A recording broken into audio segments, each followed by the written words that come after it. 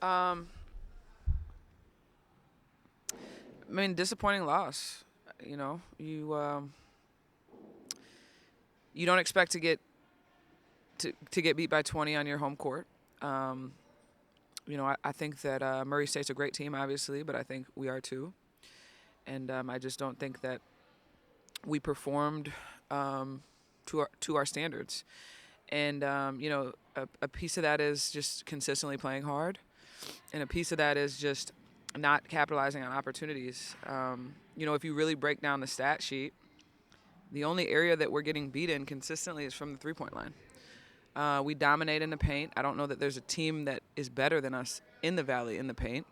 But the biggest struggle for us is threes add up quicker than twos. So, if you give up 8 threes or 8 made threes and you hit 2 to a good team, it's going to be tough to, neutralize it, especially, when you're not, shooting 20-plus free throws, which some games we do, which helps us. But tonight, obviously, it didn't. And we got to figure out a way to how to put the ball in the hole from the three-point line. That is the piece that UIC women's basketball needs to figure out.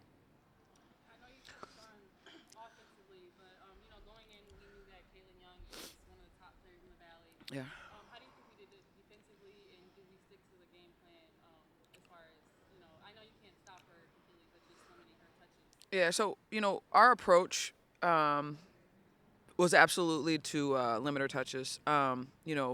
But we didn't want to. The problem is Caitlin Young also has over 50 assists. She's a great passer. So, in our experience, if you get caught trying to stop her and using other defenders to stop her, she's going to really have, some great passes and connect on some threes from some other people. So we wanted to limit that as much as possible.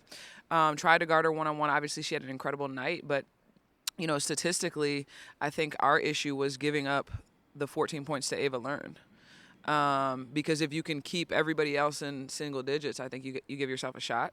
I also think there's some threes that they got loose on in transition that, really hurt us that, we just didn't account for. So she had a great night. She's a great player. Didn't expect her to have 38, but definitely, was our approach was going to be to guard her one-on-one. So.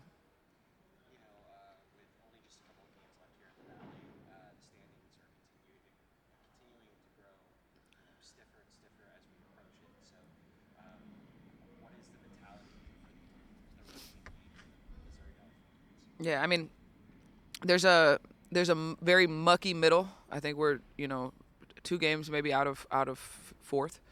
So anything can happen. There's room for movement, and so the approach is one game at a time. The approach is, like I said, to address the things that we need to address. We do need to clean up some things defensively, game plan wise, but we need to put the ball in the hole from the three-point line, and we can. We have shooters on this team. That's what needs to happen, and that will free up our ability to do what we're great at, which is get to the paint.